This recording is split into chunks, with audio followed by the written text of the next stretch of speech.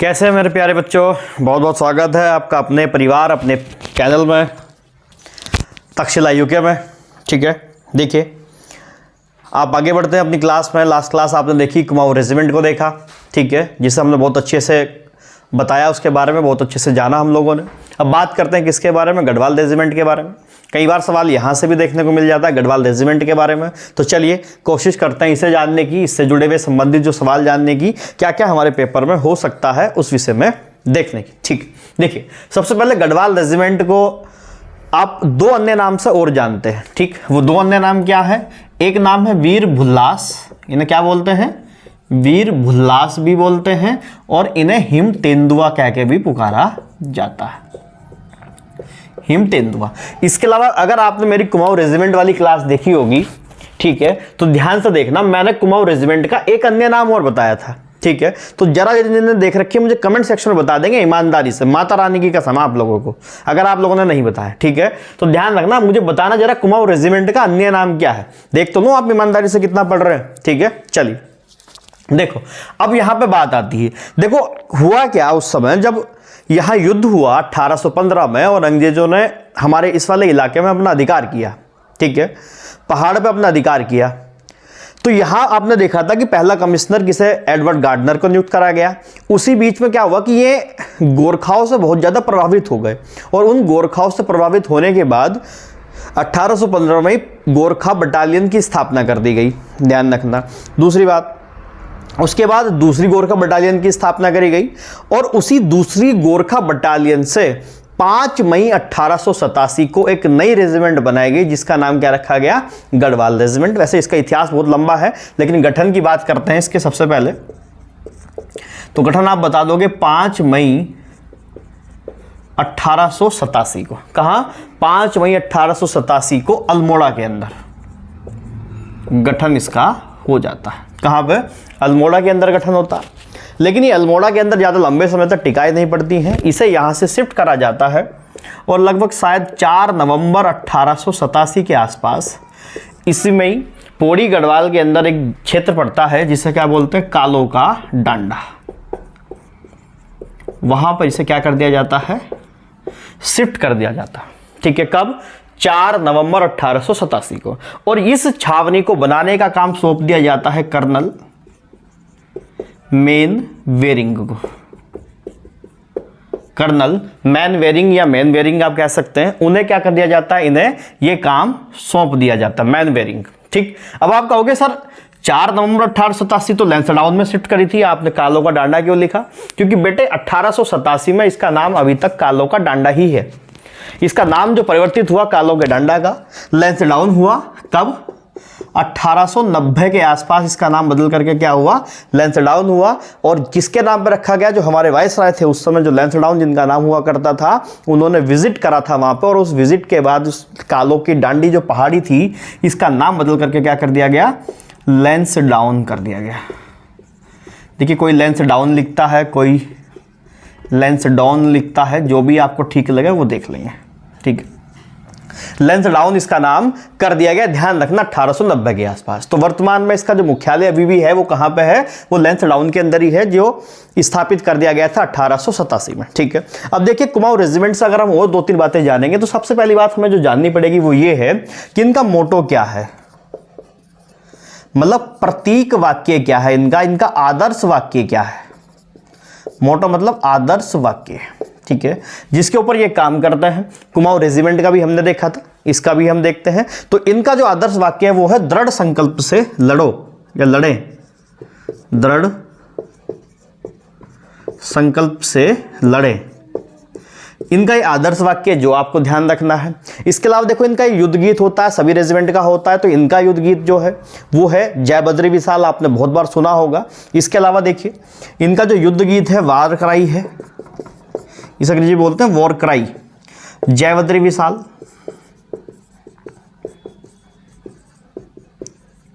इसके अलावा आप यहीं पे इसे ये कह सकते हैं कि ये खुद को ना भगवान बद्रीनाथ के पुत्र भी कहते हैं, या भगवान बद्रीनाथ के पुत्रों की जय के ललकारे भी लगाते हैं। तो ये भी ध्यान रखेंगे कि भगवान बद्रीनाथ के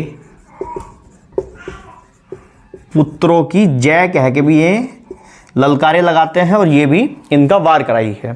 तो ये ध्यान रखना इंपॉर्टेंट है। इसके अलावा इनका जो मार्च है, मार्च सॉन्ग है, जब ये मार्च करते हैं तो उसमें क्या कहते हैं, तो उसमें कहते हैं बढ़े चलो गढ़वालियों बढ़े चलो,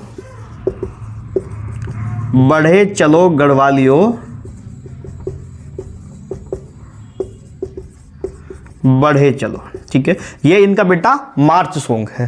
तो ये ध्यान रखना, ये सारी बातें मोस्ट इंपॉर्टेंट है। ध्यान से देखते चलेंगे कि गढ़वाल रेजिमेंट को दो अन्य नाम वीर भुल्लास और हिम तेंदुआ कहते हैं। मेरा सवाल भी ध्यान रखना जो मैंने पूछा है यहाँ से। गठन इसका हुआ 5 मई 1887 को अल्मोड़ा में। ये किससे बनाई गई थी? सेकंड जो गोरखा बटालियन थी उसी से, इसी टुकड़ी से इसका गठन करा गया था गढ़वाल रेजिमेंट का। 4 नवंबर 1887 में इसे शिफ्ट कर दिया गया कहाँ? कालो का डंडा, जो वर्तमान में किस नाम से जाना जाता है? लैंसडाउन के नाम से जाना जाता है। किसके नेतृत्व में? कर्नल मैनवेरिंग के नेतृत्व में। ठीक है, अब देखिए इसके अलावा प्रतीक वाक्य इनका जो है वो आदर्श ये है, वो दृढ़ संकल्प से लड़े। ठीक, युद्ध गीत इनका जय बद्री विशाल, इसकी जय घोष करते हैं। देखिए सवाल कितना अच्छा बन सकता है कि बताइए गढ़वाल रेजिमेंट के लोग हैं वो खुद को किसके पुत्र कहलाना पसंद करते हैं? तो भगवान बद्रीनाथ के पुत्र वो खुद को कहलाते हैं। इनका मार्च सॉन्ग है बढ़े चलो गढ़वालियों बढ़े चलो। ठीक है, देखिए इसके अलावा यहां से जो 1-2 बातें हैं वो इंपॉर्टेंट है, लेकिन बीच में थोड़ा सा हिस्ट्री को अगर हम यहां देखें गढ़वाल रेजिमेंट के बारे में तो थोड़ा सा 2-3-4 बातें मैं आपको यहां पे बताना चाहूंगा। ठीक है, वो शायद कभी काम की हो जाए, ऐसा हो सकता है। ठीक है, तो बात जानेंगे। तो हुआ क्या था कि 1891-92 के आसपास युद्ध हुआ था और युद्ध के बाद 1892 में क्या हुआ था कि 39 गढ़वाल राइफल्स कैके से संबोधित करा गया और इसकी एक पहली बटालियन का निर्माण करा गया। 1892 में 39 गढ़वाल राइफल्स की पहली बटालियन बनाई, प्रथम बटालियन बनी, ये आप ध्यान रख सकते हैं। इसके अलावा दूसरी बटालियन इनकी बनाई गई 39 गढ़वाल राइफल्स की कब? 1901 में। 1901 में इसी 39 गढ़वाल राइफल्स की दूसरी या द्वितीय बटालियन बनाई गई, ये आप लोग ध्यान रख सकते हैं।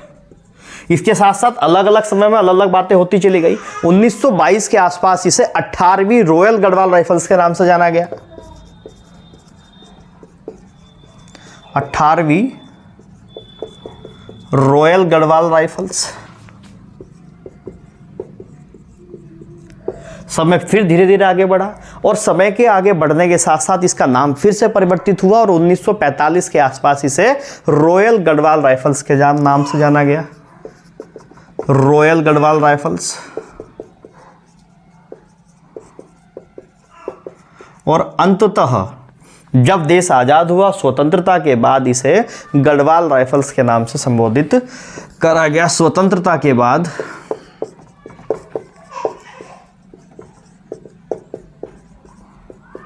गढ़वाल राइफल्स इसे क्या के संबोधित करा गया। तो आप ये भी ध्यान रख सकते हैं। ठीक है, इसके अलावा देखिए टुकड़ियां अब इसमें कितनी है, कितनी बटालियन है, ये थोड़ा सा क्लियर नहीं हो पा रहा है। अगर हम इसे चेक करेंगे तो वहाँ 22 दिखता है, लेकिन जो एक्टिव बटालियन जो अभी इनकी दिखाई जा रही है वो लगभग शायद वो 19 के आसपास है। तो आप ये बात को ध्यान रख सकते हैं। ठीक है, इसमें ज़्यादा परेशान होने की जरूरत नहीं है, ये पेपर में हमसे पूछा भी नहीं जाता है कि ठीक है, यहाँ ध्यान रख सकते हैं आप लोग। ठीक, अब देखो यहां से जो 2 लोग जुड़ते हैं बहुत ज़्यादा मोस्ट इंपॉर्टेंट है, जिनका नाम आपको याद रखना है, जिन्हें क्या मिला था? पहले विश्व युद्ध के दौरान गढ़वाल रेजिमेंट के लोग लड़े और गढ़वाल रेजिमेंट के 2 लोग हैं जिन्हें आपको याद रखना है, बहुत इंपॉर्टेंट है। उन्हें विक्टोरिया क्रॉस अवार्ड जो था, विक्टोरिया क्रॉस जो सम्मान था उस दौरान सबसे बड़ा सम्मान जिसे माना जाता था, वो यहाँ पर उन्हें दिया गया था। ठीक है, उन दोनों लोगों का नाम आपको ध्यान रखना है। तो पहले व्यक्ति है हमारे दरबान सिंह नेगी। देखिए यहाँ से पेपर में सवाल बना था मेरे बच्चों, सवाल क्या बना था पेपर के अंदर कि बताइए कि विक्टोरिया क्रॉस प्राप्त करने वाले पहले व्यक्ति हमारे कौन हैं? तो वो दरबान सिंह नेगी जी हैं। तो ध्यान रखना इंपॉर्टेंट है। विक्टोरिया क्रॉस दिया गया है इन्हें, विक्टोरिया क्रॉस दिया गया था, मरणोपरांत मिला है, ध्यान रखेंगे। और इनकी अदम्य साहस और एक अमृत इच्छा शक्ति के सामने इन्होंने दुश्मनों के छक्के छुड़ा दिए और उसी साहस को नमन करते हुए इन्हें विक्टोरिया क्रॉस से सम्मानित किया गया था। किसके दौरान? वर्ल्ड वार फर्स्ट के दौरान। इसके अलावा दरबान सिंह नेगी के साथ दूसरे व्यक्ति हैं जिन्हें ये मिला था, वो है गब्बर सिंह नेगी। है ना। और गब्बर सिंह नेगी को भी क्या दिया गया था, विक्टोरिया क्रॉस दिया गया था। पहले किसे दिया गया था, दरबान सिंह नेगी को, उनके अगले साल दिया गया था किसे, गब्बर सिंह नेगी को। दोनों बातें ध्यान रखना, आप लोग गड़बड़ मत कर देना, ठीक है। इसके अलावा देखो लैंसडाउन के अंदर इसका मुख्यालय भी है और इन दोनों का जो है वो स्मारक बनाया गया है, कहां पे, लैंसडाउन में। ये भी ध्यान रखना आप लोग कि दरबान सिंह नेगी और गब्बर सिंह नेगी का स्मारक बनाया गया है कहाँ, लैंसडाउन के अंदर। इसके अलावा देखिए एक दरबान सिंह नेगी का संग्रहालय भी बनाया गया बेटा मेरे। दरबान सिंह नेगी संग्रहालय है कहाँ पे, लैंसडाउन के अंदर ही है, जिसकी स्थापना कब करी गई थी, 1983 में करी गई थी। लेकिन इंपॉर्टेंट बात बता रहा हूं, ध्यान रखना कि स्थापना 83 में करी गई थी, लेकिन इस संग्रहालय को दरबान सिंह नेगी का जो नाम था वो नाम कब दिया गया था बेटा मेरे, वो नाम उसको 1986 में दिया गया था। तो ध्यान रखना, इंपॉर्टेंट बात है बहुत ज्यादा, ठीक है। तो ये 2-3 बातें आपने जानी। इसके अलावा देखिए गढ़वाल रेजिमेंट हमेशा से एक्टिव रही है और इसके 2 लोग थे जिन्होंने क्या किया था, लैंसडाउन से मॉस्को तक के 400 मील की यात्रा करी थी। कहां से, लैंसडाउन से मॉस्को तक 4000 मील की यात्रा। उन दोनों का नाम याद रखना है आपको, ये लेफ्टिनेंट पीटी अर्थटन और ज्ञान सिंह जो राइफलमैन थे। लेफ्टिनेंट पीटी अर्थटन और राइफलमैन हमारे ज्ञान सिंह जी, इन दोनों को क्या दिया गया था, ये अवार्ड, ये लैंसडाउन की, इन्होंने लैंसडाउन से मॉस्को तक की 4000 मील की यात्रा करी थी और इस यात्रा के कारण ही इन्हें एक अवार्ड से भी नवाजा गया था जिसे मैकग्रेगर अवार्ड बोलते थे बेटा मेरे, मैकग्रेगर अवार्ड। और ये यात्रा का जो समय है वो लगभग आप डालोगे 1909-1910 के आसपास उन्होंने ये यात्रा करी थी, ठीक है। तो ये बात आप लोग ध्यान रखेंगे। इसके अलावा देखो अगर मैं इसमें आगे बढ़ाऊं तो आपने पेशावर कांड हमेशा सुना होगा और देखिए पेशावर कांड को कोई शायद उत्तराखंड जो पढ़ता है वो भूला होगा या जिसे कोई जानकारी ही नहीं है वो अलग बात है, जो बिल्कुल अभी शुरुआत कर रहा है। वरना पेशावर कांड अगर आपने हिस्ट्री पढ़ी होगी तो पेशावर कांड का जिक्र हमेशा से हुआ होगा। और देखिए जिन लोगों को नहीं पता है तो घबराने की आवश्यकता नहीं है, मैं हूं अभी और मैं सभी जितने भी जो भी इतिहास के अंदर हुआ है उत्तराखंड से संबंधित बातें, उन सब विषय पर चर्चा मैं आप लोगों से करूंगा, ठीक है। तो पेशावर कांड के जो हीरो हैं चंद्र सिंह गढ़वाली जी, वीर चंद्र सिंह गढ़वाली सी, उनका संबंध भी किससे है, गढ़वाल राइफल से, तो ये आप ध्यान रख सकते हैं। इसके अलावा देखिए पेशावर कांड कब हुआ था, वो 23 अप्रैल 1930 में हुआ था, ठीक है। वो सारी कहानी बाद में बात करेंगे कि क्या क्या कहानी उसमें थी, वो हिस्ट्री का पार्ट है, वो हिस्ट्री में चर्चा करूंगा इस बारे में, ठीक है। तो अगर वो मुझे बता देगा कि वीर चंद्र सिंह गढ़वाली की जो समाधि है वो कहाँ पे बेटा मेरे इस समय, वो समाधि है कोदियावगढ़ में, कोदियावगढ़ ना, कोदियावगढ़, ठीक है। तो ये बात आप ध्यान रख सकते हैं। इसके अलावा वीर चंद्र सिंह गढ़वाली हमारे ऐसे व्यक्ति थे जिन्होंने नेहरू जी से क्या कहा था कि आपको जो दूधातोली है उसके अंदर आपको क्या कर देना चाहिए, श्रेणी में हमारी जो ग्रीष्मकालीन राजधानी है उसे बना देना चाहिए। ये ऐसी इनकी पेशकश थी उनसे, ठीक है। देखिए तो इसके अलावा पेशावर कांड आपने देखा। इसके अलावा देखिए जो खास बात इससे जुड़ी कि जब भारत आज़ाद हुआ, स्वतंत्र हुआ, तो स्वतंत्रता के समय जो कलकत्ता के अंदर विलियम फोर्ट था, कलकत्ता में क्या था, विलियम फोर्ट, तो कलकत्ता विलियम फोर्ट पे स्वतंत्रता के समय 15 अगस्त 1947 को झंडा फहराया गया था। और वो झंडा फहराने का जो श्रेय है, जो सौभाग्य प्राप्त हुआ, वो किसे प्राप्त हुआ, गढ़वाल राइफल को प्राप्त हुआ। झंडा फहराया किसने, गढ़वाल राइफल्स ने, ठीक है। ये झंडा फहराने का श्रेय भी किसे मिला, गढ़वाल राइफल्स को मिला। इसके अलावा देखिए ये हमेशा से गढ़वाल राइफल्स समाज के काम करती आई है, समाज में हमेशा जो पर्यावरण को है या किसी अन्य क्षेत्र में हमेशा से योगदान देती आई है। इसी के चलते इंदिरा गांधी जो पर्यावरण पुरस्कार अवार्ड था जो इन्हें मिला 2003 में मिला, इंदिरा गांधी पर्यावरण पुरस्कार, वो कब मिला, 2003 में मिला, ठीक है।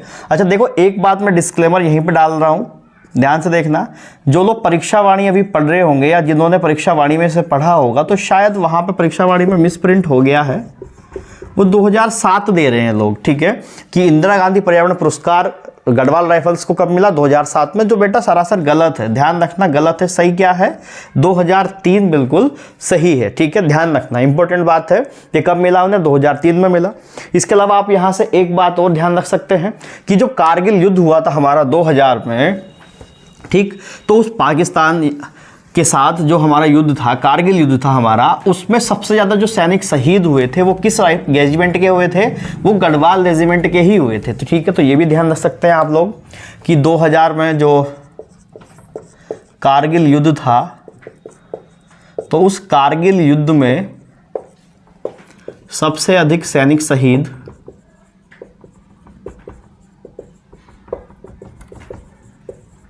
वो गढ़वाल रेजिमेंट के ही हुए थे, ये बात आप ध्यान रखेंगे।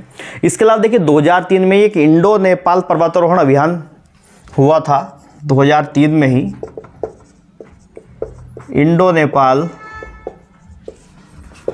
पर्यावरण अभियान।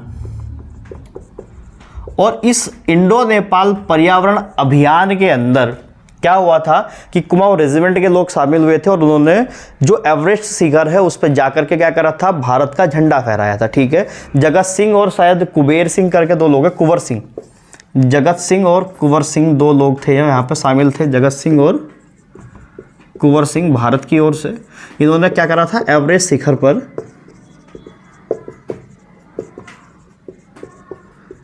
भारत का झंडा फहराया था, ठीक है। तो ये बातें आपको ध्यान रखनी है किसमें, गढ़वाल रेजिमेंट में। तो ध्यान रखें, गढ़वाल रेजिमेंट का गठन कब हुआ है, 1887 में, और उसका अभी मुख्यालय कहाँ पे, लैंसडाउन में, ठीक है। तो इतनी बातें आपको ध्यान रखें गढ़वाल रेजिमेंट में, इससे ज़्यादा की जरूरत नहीं है, यहीं से पेपर में सवाल आ जाएगा, ठीक है।